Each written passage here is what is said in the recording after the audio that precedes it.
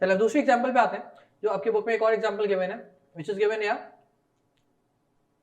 Here it is. ठीक है, एक और आपको एग्जांपल गिवन है, इसको अगर आप और से देखें तो इसमें भी उसी तरीके का कुछ सीन है। क्या क्या एक तो पहले ब्रैकेट देखें, ब्रैकेट के अंदर वही होल के ऊपर कॉम्प्लीमेंट लगा हुआ है, तो ये तो नॉर हो गया, और यहाँ पे बीच में कोई नहीं है तो एंड। ठीक है, तो काम करते हैं डायरेक्ट बनाना सीखते हैं, इसको बनाने की कोशिश करते हैं। ठीक है, गुड। चले ये एक्सप्रेशन मैच कर ले, देख ले, यही थी जो हमने आगे लिखी है, ऐसे ही है। ठीक है, चलिए इसके ऊपर वर्किंग स्टार्ट करते हैं। अब ये आपकी मर्जी है कि आप पहले ये वाला ब्रैकेट लिखें, उसके लिए सर्किट बनाएं, या पहले इस वाले के लिए बनाएं। It's all up to you, it's totally up to you. ठीक है, इसमें कोई रिस्ट्रिक्शन नहीं है। अगर आप इसको नीचे इसको ऊपर कर दें, इसको ऊपर उसको नीचे कर दें, इससे कोई फर्क नहीं पड़ता। ठीक है, इससे कोई फर्क नहीं पड़ता। चलिए अब स्टार्ट करते हैं इसको बनाना। तो यहाँ पे देखें, सबसे पहले मैं क्या काम करता हूँ, वही दोबारा से इस वाले ब्रैकेट को नीचे बना लेता हूँ, which is this C plus D. तो प्लस का मतलब हमें कौन सा ऑपरेटर बनाना है, और का ऑपरेटर बनाना है। तो मैं पहले और का ऑपरेटर बना लिया। ठीक है, और दो इनपुट जो आ रहे हैं इसमें एक सी से आ रहा है और एक डी से आ रहा है।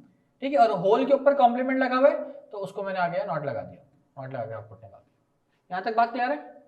ठीक है, अब इस वाले पार्ट के ऊपर काम करते हैं। इन दोनों के बीच में कोई ऑपरेटर नहीं है, तो मल्टीप्लाई, मल्टीप्लाई के लिए हम कौन सा ऑपरेटर यूज करते हैं, एंड का ऑपरेटर। ठीक है, एंड के ऑपरेटर के इनपुट क्या है, ए और बी, तो हमने यहाँ पे एक ए के लिए लिया, एक बी के लिए ले लिया। यहां तक बात क्लियर होगी?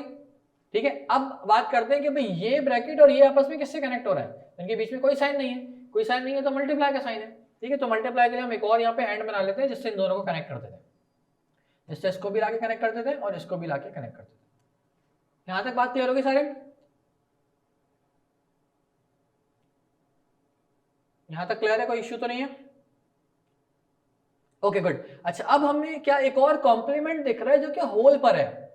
तो ये जो हमने एज अ होल जिसको लाके कनेक्ट करा है, वो कौन सा ऑपरेटर है, एंड ऑपरेटर है।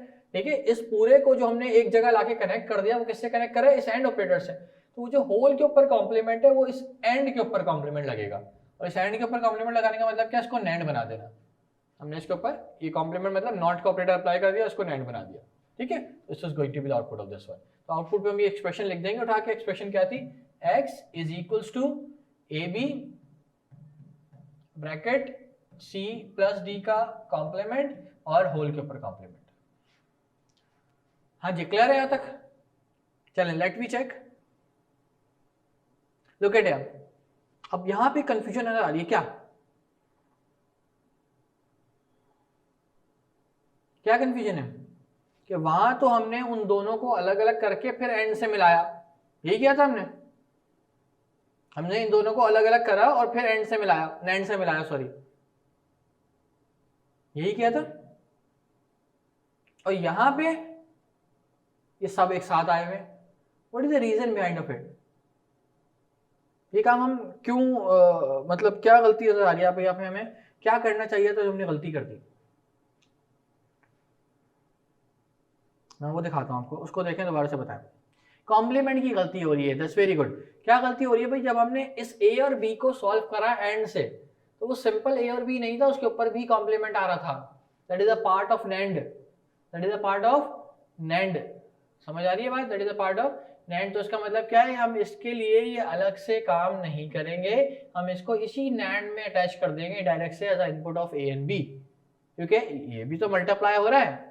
ठीक है, ये भी तो मल्टीप्लाई हो रहा है इसका। अगर मैं इस टोटली ओवरऑल इस कॉम्प्लीमेंट की बात करूं तो इस कॉम्प्लीमेंट के तीन पार्ट हैं, इस नैंड गेट के तीन इनपुट हैं। ये ऊपर जब ये लग गया तो बीच में मेजर ऑपरेटर एंड है ना, तो ये नैंड गेट बन गया। तो इसके तीन इनपुट है, एक इनपुट ए, एक इनपुट बी और तीसरा इनपुट ये। तो तीसरा इनपुट तो हमने यहाँ से ले लिया, तो इन दोनों को अलग से लेने की जरूरत नहीं है। हम ये काम जो है उसी के साथ भी कर सकते हैं। ठीक है, ये काम हम उसके साथ भी एज ए और बी को इनपुट देके कर सकते हैं, क्योंकि वो एंड ऑपरेटर था। समझ आ गई बात? समझ आ गई यहां तक बात? ठीक है, और अगर हम इसको अलग से करें तो क्या ये गलत होगा?